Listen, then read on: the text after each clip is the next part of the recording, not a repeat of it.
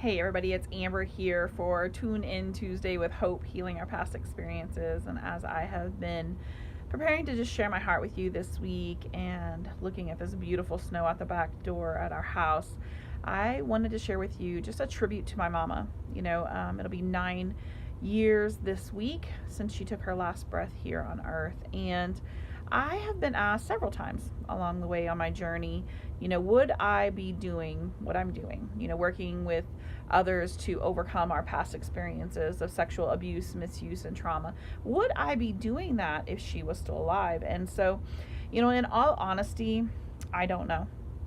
I know that as long as my mama was alive, I really didn't have the opportunity to heal. And not because my mom was this mean, hateful, horrible person, by no means. No, my mama loved me, right? And so my mama, for those of you that don't know, she was the first person I did tell when I was 11 years old and realized that what was going on in my family wasn't what was going on in everybody else's family, and so she didn't respond in the way that I had hoped she would at that point in time. In fact, she told me that everyone had a skeleton in the closet and that's where it needed to stay. We fast forward though, and along the way, she continued to love me. And at 32, when my mama passed away, I knew without a shadow of a doubt that my mom still loved me, right? And so I had compromised. I wanted my mom to be a grandmother to my children, and she was an amazing grandma. In fact, whenever I was having to tell our older girls about my father not being a father, doing things to me that only should happen between a husband and a wife, one of my girls threw her shoulders back and said, that's why grandma ... And what she got to see is she got to see my mama as a protector where my mom failed to protect me. I also know that my mom had never dealt with things that had happened to her in her past by a relative who had did things that should have never happened to her. And I know that my grandmother had been through things as she was raised in a variety of orphanages, the things that shouldn't have never happened to her. And so, see, this was a cycle that just kept going and kept going. And I have many children. I have several daughters and sons that I wanted to be the change I wanted to see for my family. And so my journey, it took my mom and her passing to really open up that door of healing for me. It really gave me a swift kick in the rear, to be honest, because I was just willing to do anything to bring healing to my family.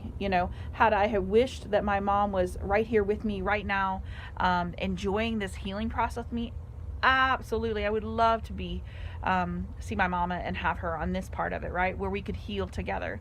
But that wasn't the plan for me or my family at this point in our lives, and so I just want to encourage you that I understand feeling confined by our family or what others may think because of what has happened in our families, right? But keeping silent is only going to keep the cycle going. And so it's not that we have to be out on the corner of the street saying, hey, so-and-so at so-and-so, did these things to me. But it is standing firm and putting healthy boundaries in place and healing from the things that have happened to you, right? You're not responsible for what happened, but you are responsible for your healing. And that was something that I had to step into. I had to step into knowing that I was responsible for overcoming my past experiences of sexual abuse. My mom wasn't even responsible for that. She's not the one who chose that for me. Was she there and around and about? Yes. But her choice, no. Right?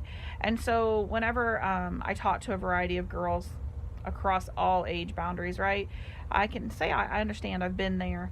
I've had some really tough discussions, but I want to encourage you that healing is beautiful, and you can start the healing journey at any point in time in your life. And like I said, I really want to do this as a tribute to my mama, who was just an amazing woman. And for those who knew her, I would love for you to comment what you loved most about her, because I want to honor her legacy of the loving woman that she was, the phenomenal grandmother that she was, and she was really a great mother as well. So just a shout out for my mama, Tanya was her name, to just honor her legacy this week as we remember her and the many things that she brought as blessings in your life.